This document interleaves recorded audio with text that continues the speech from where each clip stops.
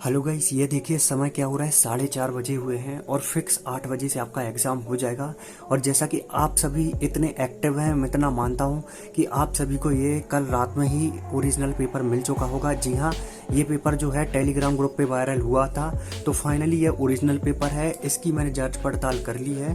तो देखिए जो ये पेपर है इसका फुल सॉल्यूशन, जी हाँ, इसका फुल सॉल्यूशन फाइनली मैंने यहाँ पे रात में जग करके आपके लिए, बस सिर्फ आपके लिए बनाया हुआ है। सो आपको क्या करना है, इस वीडियो को करना है लाइक, चैनल को कर देना है सब्सक्राइब। संपूर्ण पेपर मैं आपको दिखा देता हूं, क्योंकि बहुत से स्टूडेंट ऐसे हैं जिनको अभी तक पता नहीं है कि चल क्या रहा है। देखिए आपका जो कक्षा 11वीं का अभी जो पेपर होने जा रहा है हिंदी का, ये पेपर आपका टेलीग्राम पे वायरल हो चुका है। और देखिए इस पेपर का संपूर्ण सॉल्यूशन देख लीजिए, ये आपके ही अपनी यूट्यूब चैनल द्वारा बना लिया गया है। सो आपके लिए यहाँ पे संपूर्ण पेपर का यहाँ पे संपूर्ण सॉल्यूशन मैं देने जा रहा हूँ। सो इस वीडियो को कर दीजिए लाइक, चैनल को कर दीजिए सब्सक्राइब, और इस पीडीएफ को मैं डाउनलोड करना बताऊंगा, इस सॉल्यूशन की पीडीएफ को। सो आपको वीडियो को अंत तक देखना है, वीडियो को अंत तक वॉच करिएगा,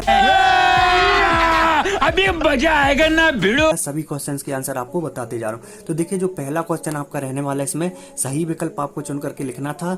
मीराबाई के आराध्य देव कौन से हैं, ये पूछा गया था। तो आप सभी जानते होंगे, आपको ये पेपर नहीं भी मिलता तब भी इसका आंसर आप यहाँ पे श्री कृष्ण लगाते, मैं इतना विश्वास मानता हूँ।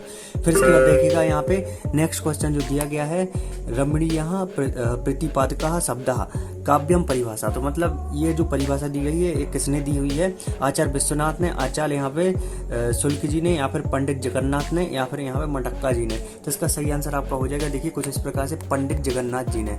तो पंडित जगन्नाथ जी ने ये परिभाषा दी है, जल्दी से आपको इसको लिख लेना है। इसके बाद है आपका नमक का दारोगा कहानी का यहाँ पे प्रकाशन कब हुआ, किस वर्ष में हुआ। तो देखिए इसका सही आंसर आपका हो जाएगा 1924, ऑप्शन आ आपको लगा लेना है, 1924 में इसका यहाँ पे प्रकाशन हुआ था। इसके बाद देखिएगा नेक्स्ट क्वेश्चन दिया गया है, फूले ना समाना मुहावरे का अर्थ है। तो देखिए ये क्वेश्चन जो है ये आपको बताना है, फूले ना समाना मुहावरे का अर्थ क्या है, ये आपको कमेंट करके बताना है, क्योंकि मुझे नहीं लगता है ये क्वेश्चन किसी भी स्टूडेंट से नहीं बनेगा। इसलिए मैं चाहता हूँ आप सभी कमेंट करके बताइए, ताकि मुझे भी पता लगे कितने स्टूडेंट इस वीडियो को देख रहे हैं और कितने स्टूडेंट इस वीडियो को लाइक कर रहे हैं। इसके बाद देखिए लता के स्वरों में खालिस्तान है। तो क्या है लता के स्वरों में, यहाँ पे क्या है ये पूछा गया है, लता के स्वरों में क्या निहित है। तो देखिए उनके स्वरों में मीठापन निहित है। क्या निहित है, मीठापन। आपको यहाँ पे ऑप्शन दा लगा लेना है। इसके बाद देखिएगा नेक्स्ट आपका जो इसमें पूछा जाएगा, किसी सामग्री से उसकी अशुद्धियों को दूर करने और उसे यहाँ पे पाठनीय बनाना कहलाता है। तो देखिए क्या कहलाता है, ये कहलाता है आपका संपादन। ऑप्शन आ आपका करेक्ट हो जाएगा। यही पेपर देखने के लिए मिलेगा, जी हाँ गाइस, यही पेपर आपके लिए देखने के लिए मिलेगा। अगर नहीं मिलता है तो आप आकर के मुझे यहाँ पे कमेंट कर सकते हैं, बता सकते हैं, मैं अपना चैनल हटा दूंगा। जी हाँ, अगर ये पेपर नहीं मिलेगा, क्योंकि मैं जानता हूँ ये पेपर वायरल हुआ है और यही पेपर आपके लिए देखने के लिए मिलने वाला है, और इसी पेपर के यहाँ पे संपूर्ण सॉल्यूशन आपके लिए मैं लेकर के आया हूँ। सो आपको इस वीडियो को करना है लाइक। देखिएगा आपके लिए यहाँ पे जग करके ये मेहनत करी जा रही है, तो प्लीज़ यहाँ पे हमें आपका सपोर्ट चाहिए। अगर आप सपोर्ट करेंगे तभी हम आपके लिए इसी प्रकार से सॉल्यूशन आगे भी बना पाएंगे। तो देखिए इसके बाद जो दिया गया है यहाँ पे, एक वाक्य एक शब्द में उत्तर दिया गया है। सो यहाँ पे हमें क्या करना है, सर यस, मैं आपको आगे वाला क्वेश्चन दिखाने लगा था। क्वेश्चन नंबर 2 में है आपके यहाँ पे रिक्त स्थान की हमें पूर्ति करनी है। यहाँ पे देखिए दिया गया है हमें, देखिएगा वीणा का यहाँ पे जो डायरेक्टर है उसको कहा जाता है। तो यहाँ पे जो सही आंसर आपका हो जाएगा कबीर हो जाएगा, कबीर एकदम करेक्ट हो जाएगा। इसके बाद है मीरा ने प्रेम बेली में खालिस्तान सींचा है। तो देखिए मीरा ने प्रेम बेली में यहाँ पे आंसुओं का जल सींचा है, आपको आंसुओं का जल लगा लेना है। इसके बाद आपसे पूछा जाएगा प्रबंध काव्य के अंतर्गत खालिस्तान आता है। तो देखिए यहाँ पे साकेत आता है, साकेत आपको लगा लेना, साकेत एकदम करेक्ट हो जाएगा। इसके बाद देखिएगा यहाँ पे नेक्स्ट है आपका, मियां नसीरुद्दीन अखबार बनाने के लिए और पढ़ने के लिए यहाँ पे क्या समझाते थे।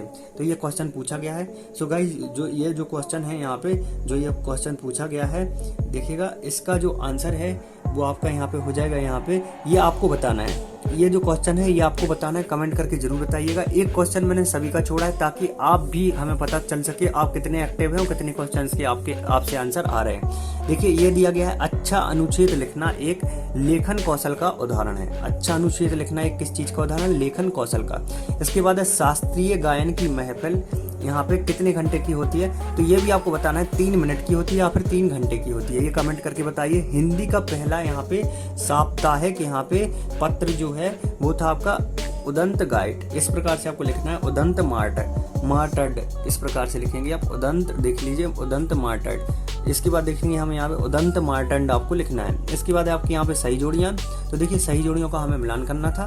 तो देखिए जो पहली दी गई है, पहली का हम मिलान करेंगे। देखिए हम तो ऐस करी जाना, तो ये एक कविता है जो कबीर जी ने लिखी है, तो ऑप्शन घ से आप पहले का मिलान करेंगे, ऑप्शन घ।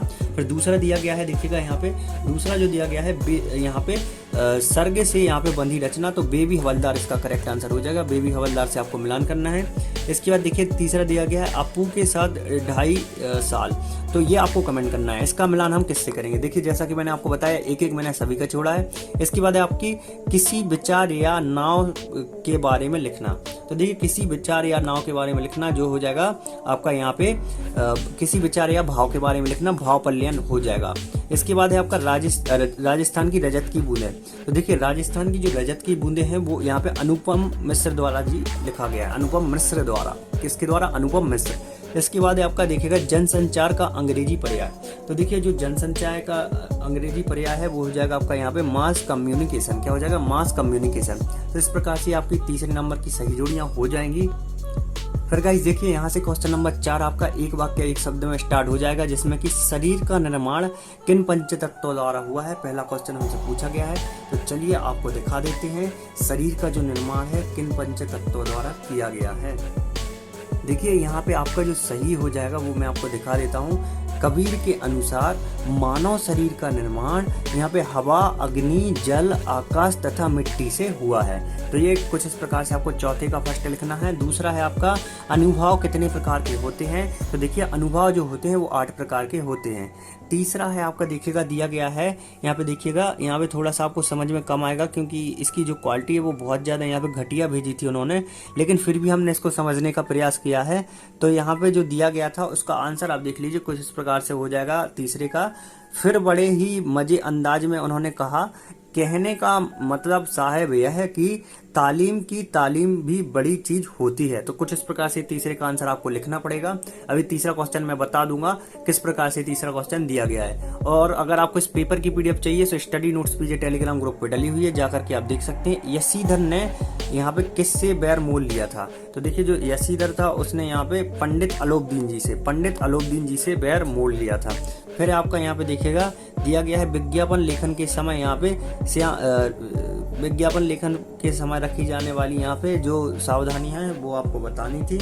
तो देखिए ये आपको कमेंट करके बताना है, जैसे कि मैंने आपसे बोला था एक मैंने हर किसी का छोड़ के रखा है। इसके बाद है आपका यहाँ पे देखिएगा लता मंगेशकर की लोकप्रियता का मुख्य मर्म क्या है, तो देखिए लता मंगेशकर की लोकप्रियता का मुख्य मर्म क्या है, कुछ इस प्रकार से आपको लिखना है। चूंकि ये बड़ा क्वेश्चन है, भले ही एक नंबर में पूछा गया है तो इतना तो आपको लिखना ही पड़ेगा। और एक शब्द में आप लिखना चाहें तो गानपन है। फिर इसके बाद देखेंगे हम यहाँ पे नेक्स्ट आपका देखिएगा भारतीय टेलीविजन को दूरदर्शन का नाम कब दिया गया, तो देखिए 1976 ईस्वी में दिया गया। कब दिया गया? 1976 में। फिर इसके बाद देखिए सत्ता आपके रहने वाले हैं। सो देखिए ये सत्ता जो है आप सभी को कमेंट करने हैं। सत्ता का आंसर क्या होगा, सत्ता जल्दी से आप कमेंट करके बताइएगा। फिर देखिए हम देखने वाले प्रश्न क्रमांक 6 का उत्तर।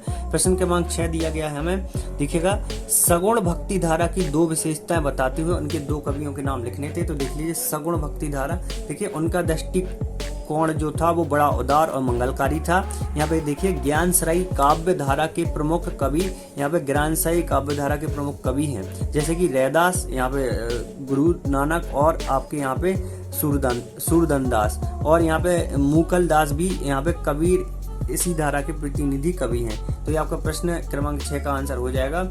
इसके बाद देखिएगा यहाँ पे दिया गया है नेक्स्ट देखिएगा कबीर की दृष्टि से ईश्वर एक है, इसके समर्थन में उन्होंने क्या तर्क दिए हैं, तो देख लीजिए क्या हो जाएगा इसका आंसर। ईश्वर रूपी कुम्हार ही एक है जो मिट्टी को सानता है। कबीर ने नियम और धर्म का पालन करने वाले लोगों की यहाँ पे कमियों की ओर संकेत किया है। तो कुछ इस प्रकार से इसका आंसर आपको लिखना है।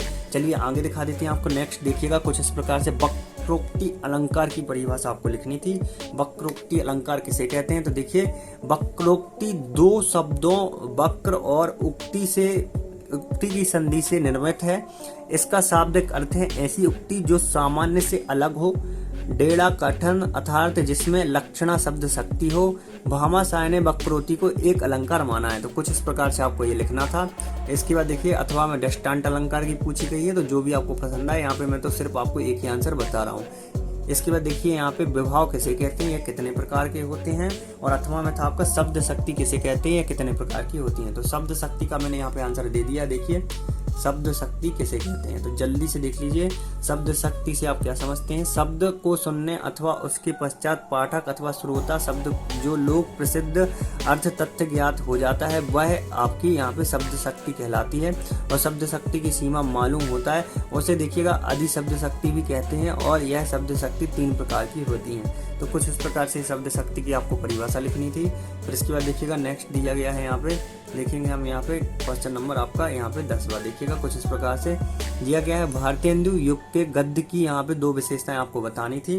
तो चलिए भारतेंदु युग के गद्य की 2 विशेषताएं हम देख लेते हैं। देखिएगा भारतेंदु युग यहाँ पे हिंदी साहित्य में भारतेंदु युग के बाद का समय है। इस युग का नाम महावीर प्रसाद द्विवेदी के नाम पे रखा गया था। महावीर प्रसाद द्विवेदी ऐसे साहित्यकार थे जो बहुभाषाई होने के साथ ही यहाँ पे साहित्य के इतर विषयों में भी समान रुचि रखते थे। तो कुछ इस प्रकार से आपको यहाँ पे क्वेश्चन नंबर यहाँ पे 10वें का आंसर करना था। तो देखिए क्वेश्चन नंबर जो आपका 11वां दिया गया है, देखिएगा बाल मुकुंद गुप्त ने यहाँ पे देश को आगामी भारत क्यों कहा है। और इसके अथवा में दिया गया है नमक का दारेगा कहानी का कौन सा पात्र आपको सर्वाधिक यहाँ पे प्रभावित करता है। तो देखिए नमक का दारेगा वाला अथवा वाला करेंगे हम। नमक का दारेगा कहानी का मुख्य पात्र बंसीधर हमें प्रभावित करता है। बंसीधर एक ईमानदार, दृष्ट, निश्चयी, कर्मठ तथा यहाँ पे कर्तव्य परायण व्यक्ति है। अपने ही कार्य से प्रेम है और वे अपने आदर्शों को मानने वाले व्यक्ति हैं। तो कुछ इस प्रकार से आपका क्वेश्चन नंबर 11 का आंसर हो जाएगा। तो देखिए यहाँ पे दिया गया क्वेश्चन नंबर यहाँ पे 12, सार संश्लेषण का अर्थ क्या है। अथवा में है आपका विज्ञापन लेखन की कला के बारे में आपको बताना है।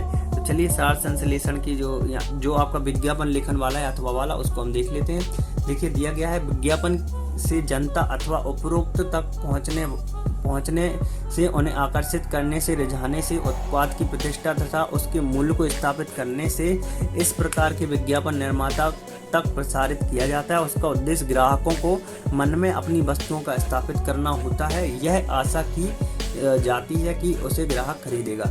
तो कुछ इस प्रकार से इसका आंसर आपको करना था। तो गाइस पार्ट 1 में बस इतना ही। देखिए यहाँ पे विज्ञापन तक हमने बताया है 2-2 अंक की क्वेश्चन। फिर हम पार्ट 2 में यहाँ पे क्वेश्चन नंबर 13 से स्टार्ट करने वाले हैं। तो इस वीडियो को अगर आप लोग अच्छा इस रिस्पॉन्स देते हैं तो जल्दी ही आपके लिए सिर्फ 1 या 1.5 घंटे में या फिर आधे ही घंटे में आपको पार्ट 2 बता देंगे, क्योंकि ये वीडियो बहुत ज़्यादा लंबी हो चुकी है। सो गाइस अगर आपको इस PDF को डाउनलोड करना है, सो देखिए इस PDF को मैं डायरेक्टली डाउनलोड करके आपको दिखा देता हूँ।